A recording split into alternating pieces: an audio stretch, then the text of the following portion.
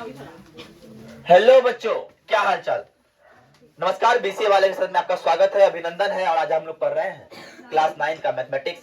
आज बीसीए वाला संस्था क्लास 9 का प्रारंभ करता है और आज से हम लोग क्लास 9 के मैथमेटिक्स को शुभारंभ करेंगे। और जब शुभारंभ करेंगे तो मेरा पहला चैप्टर का नाम क्या है?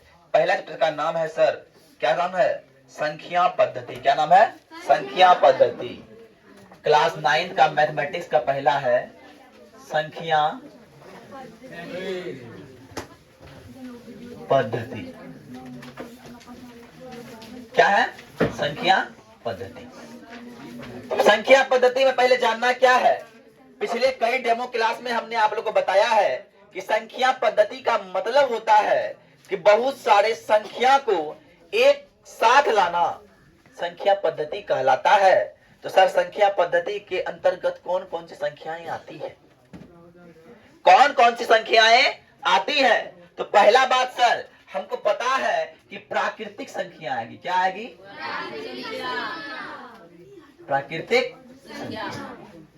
तो सर, प्राकृतिक संख्या की जब हम बात करेंगे, जब प्राकृतिक संख्या की हम बात करेंगे तो प्राकृतिक संख्या यानी कि गिनती की सारी संख्या जिसका आरंभ कहां से होता है? एक से। मम्मी ने कहा, जब फर्स्ट टाइम जब हम पैदा हुए थे गिनती सिखाई थी मम्मी, बोलते बेटा एक तो एक, बेटा दो बोल दो दो, बेटा तीन बोल दो तीन, चार बोल दो तो चार। तो हमने बचपन में गिनती सीखा कहां से? तो एक से सीखा। तो वो नेचुरल था, माँ के द्वारा था, तो वो हमारे लिए क्या हो गया? प्राकृतिक संख्या हो गया। लेकिन थोड़े बड़े हो गए अब, और थोड़े बड़े हो गए हम लोग क्या हो गए? थोड़े बड़े। जब हम थोड़े बड़े हुए तो मास्टर जी आए पढ़ाने के लिए। जब हम थोड़े बड़े हुए तो कौन आए पढ़ाने जी? मास्टर जी। मास्टर जी जब आए तो उन्होंने कहा, बाबू गिनती तुमने गिनते सुना? तो हम सुनाए बाबू, 1 2 3 4 5 6 7 8। मतलब मास्टर जी बोला, नहीं बाबू, तुमने आज तक जो गिनती एक से सीखा उसको अब जीरो से बोलो। बोलो 0 1 2 3 4 5। तो हमको क्या कर दिया, वो जो मम्मी जो गिनती सिखाई थी थोड़ा आधा अधूरा जो था उसको मास्टर जी जीरो डाल के कर दिया पूर्ण। क्या कर दिया? पूर्ण।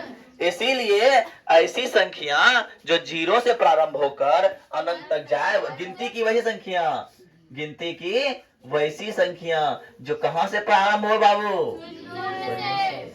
तो वो क्या हो जाएगा? पूर्ण संख्या, है ना। हम लोग गाना भी सिखाए थे, सुना था जी? क्या सुनाए थे? गिनती की संख्या को प्राकृत कहते हैं, गिनती की संख्या को प्राकृत कहते हैं, इसमें जीरो लगे तो ये पूर्ण हो जाए, गिनती की संख्या को प्राकृत कहते हैं। किया था कि नहीं? उसके बाद संख्या आता है, एक संख्या आता, कौन संख्या?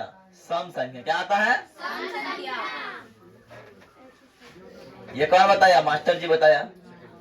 मास्टर जी बताया कि सम संख्या बाबू ऊ होता है, सम संख्या ऊ होता है जे दू से पूरा पूरे भाग लग जाए, जे दू से पूरा पूरे भाग लग जाए। हम दू को दू से भाग लगाए, जीरो शेष बचा। चार को दू से भाग लगाए, जीरो शेष बचा। 6 को दू से भाग लगाए, जीरो शेष बचा। 8 को दू से भाग लगाए, जीरो शेष बचा। और 10 को दू से भाग लगाए, जीरो शेष बचा। यहां तक बात समझ में आए? दू से जो संख्या कट जा पूरा पूरी हो गया सम। मतलब ई कि वो सारी संख्या जिसके अंत में 0 हो, 2 हो, 4 हो, 6 हो और 8, जे संख्या के अंत में का हो 0 हो, 2 हो, 4 हो, 6 हो, 8 हो, उस सारी संख्या का कहलाती है सम संख्या कहलाती है। तो पहला बात भैया, मेरा 2 भी करता है, 4 भी करता है, 6 भी करता है, 8 भी करता है, 10 भी करता है। आगे जाएंगे तो देखो, एक संख्या 102 है, उसके अंत में 2 है। एक संख्या 104 है, उसके अंत में 4 है। एक संख्या 125 है, 26 है, उसके अंत में 6 है। एक संख्या 158 है, उसके अंत में 8 है। मतलब ये सर, ये संख्या कैसे कटेगी रे? कौन संख्या 300 है तो अंत में क्या है 0 है, इसलिए भी दूसरे कटेगा, पूरा पूरी भाग लगेगा, इसलिए हम क्या करेंगे सम संख्या बोलेंगे। बोलो यस या नो, बोलो यस या नो। अब आते हैं सर, एक संख्या हम लोग और पढ़े हैं, क्या पढ़े हैं, विषम संख्या पढ़े हैं सर। क्या पढ़े हैं,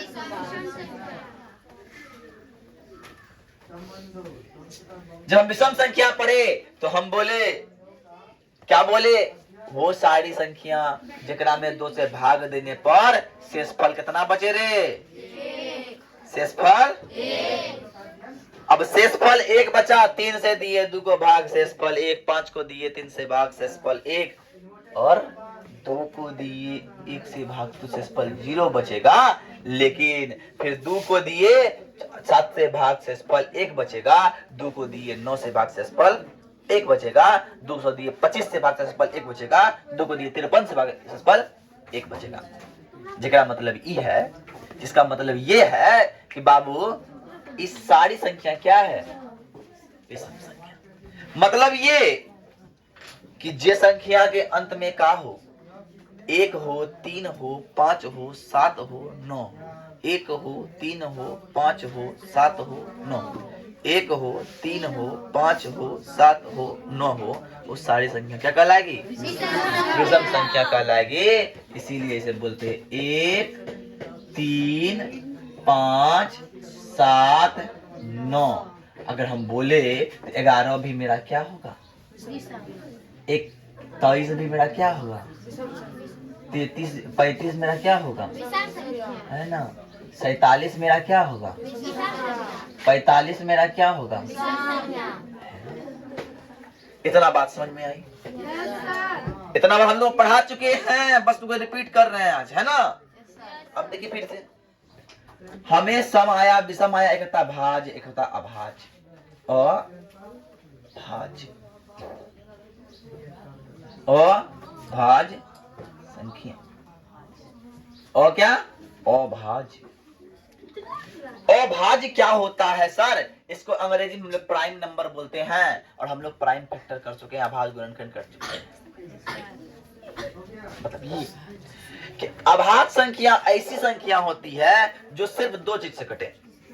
क्या से, एगो 1 से, एगो खुद से, एगो 1 से, एगो खुद से जो संख्या कट जाए ओकरा हम का बोलेंगे जी, मतलब जो 2 से कटता है उसका 2 अपवर्तक, मतलब जो 2 संख्या से कट रहा है, एगो कट रहा है, एगो एक अपने से, एगो अपने आप से कट रहा है, एगो 1 से कटेगा, एगो अपने आप से कटेगा, इसका मतलब वो संख्या क्या है, अभाज्य संख्या है। इसका मतलब संख्या का अपवर्तक भी 2 है, मात्र 2 अपवर्तक है, और मात्र 2 अपवर्तक होने के साथ साथ संख्या क्या है, अभाज्य संख्या है। इसीलिए हम सर बोल सकते हैं कि सबसे छोटका अभाज्य संख्या कौन है, 2।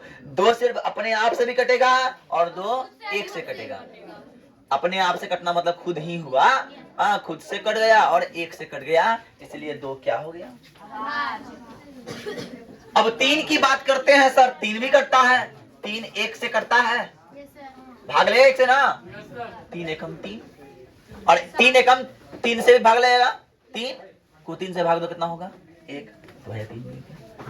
अब 4 की बात करते हैं, 4 1 से कटता है, 2 से कटता है और 4 से कटता है, होगा नहीं।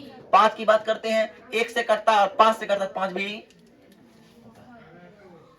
अब 6 की बात करते हैं सर, 6 1 से कटता है, 2 से कटता है, 3 से कटता है और 6 से कटता है, 4 अपवर्तक, तो ये बात संख्या नहीं। और 7 की बात करते हैं तो 7 1 से कटता है और 7 से कटता है, इसलिए 7। इस तरह बात सर 9 नहीं होगा, 4 नहीं होगा, 9 1 से भी कटता है, 3 से भी कटता है और 9 से कटता है, इसलिए 9 अभाज्य संख्या। बोले ऐसी 9 बात समझ में आई। 11 पर होगा, 13 फिर होगा, फिर 15, 16, 17 होगा, 19 होगा, 21 नहीं होगा, 23 होगा, 25 नहीं होगा, 27 नहीं होगा, 29 होगा, 31 होगा, 33 नहीं होगा। 33 1 से कटता है, 3 से कटता है और 11 से भी कटता है, 33 से भी कटता है। 35 भी नहीं होगा, 36 भी नहीं होगा, 37 होगा, 38 नहीं होगा, 39 नहीं होगा, क्योंकि 39 1 से करता है, 3 से करता है, 13 से करता है। और कोसाइन से कटता है, हनन होगा। तो इसीलिए जो संख्या के मिनिमम सबसे 2 अपवर्तक होना अनिवार्य है उस संख्या क्या बोलते हैं? अभाज्य संख्या। अब आते हैं सर भाज्य संख्या की बात करते हैं, भाज्य संख्या की बात करते हैं, भाज्य संख्या की बात करते हैं सर। हम किसकी बात करते हैं? भाज्य संख्या की। ऐसी संख्या जो अभाज्य नहीं है वो सभी संख्या क्या है? भाज्य। तो कौन अभाज्य नहीं था सर? सर आपने कहा कि 4 अभाज्य नहीं है, तो 4 क्या है? 4 भाज्य। आपने कहा 6 अभाज्य नहीं है, तो 6 क्या है? भाज्य है। आपने कहा 8 अभाज्य नहीं है, तो 8 क्या है? भाज्य। तो अब भाज्य क्यों है भैया? 4 को घटाए, 4 1 से कट गया, 2 से कट गया और 4 से कट गया। क्या गो अपवर्तक हुआ इसका? 3 गो, मतलब 2 से अधिक हुआ। मतलब जिसका अपवर्तक 2 से अधिक गो हो जाए वो क्या हो जाएगा? भाज्य संख्या। और बात करें सबसे छोटी भाज्य संख्या 4 होता है। सबसे छोटी भाज्य संख्या 4 होता है और सबसे छोटी अभाज्य संख्या 2 होता है। सबसे छोटी सम संख्या भी 2 होता है। आई बात समझ में? 4 होता है और ये 6 होता है और ये 8 होता है, ये 9 होता है, ये 10 होता है, ये 12 होता है, ये 14 होता है। क्या क्या हो रहा है? पता नहीं होगा। 15 1 से कटेगा, 3 से कटेगा, 5 से कटेगा, 15 से कटेगा। भाज्य समझ में आया? अब सर आते हैं एक परिमेय संख्या क्या होती है? परिमेय जितना भी संख्या है, अब जितना भी संख्या है अगर वो लिख जाए बट्टे में भिन्न के रूप में, पी बट्टे क्यू के रूप में लिख जाए। किसी ने लिखा, आज कोई बताओ, कोई लिखा 1 2 3 4 5, क्या ये परिमेय संख्या है? है। जब हम 1 लिखते हैं इसका मतलब इसके नीचे में अपने मन से 1 रहता है। जब हम 2 लिखते हैं उसके नीचे में 2 3 होते 3 होते ऐसे रहता है। इसका मतलब हम कह सकते हैं सर, क्या कर सकते हैं कि सभी प्राकृतिक संख्या भी परिमेय संख्या होती है। अब एक बताओ, क्या पूर्ण संख्या होगी 0? तो 0 भी प्राकृतिक परिमेय संख्या है। 0 भी परिमेय संख्या है कि 0 बट्टे अगर 1 करेंगे तो इसका मान 0 होगा, लेकिन 1 बट्टे जब 0 करेंगे इसका कोई मान नहीं निकलता, तो ये अपरिभाषित होता है। क्या होता है?